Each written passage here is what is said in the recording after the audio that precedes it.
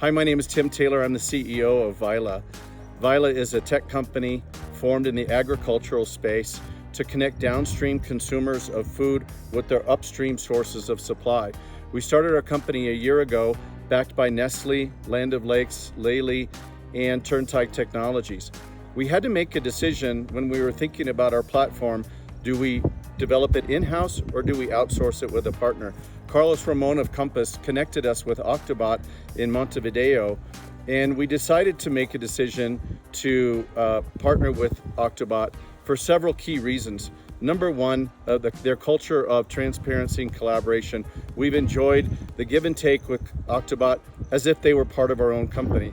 Second, they are leading edge technology company with best of class tools that will allow us to scale. And third, we like the fact that they've come in on time and on budget with every milestone. We love the relationship with those guys, and I would highly recommend Octobot. And I'm excited to visit the country. We love Uruguay, we love the soccer, we love their commitment to agriculture, and we're really thankful to Carlos for connecting us with Octobot. Thank you.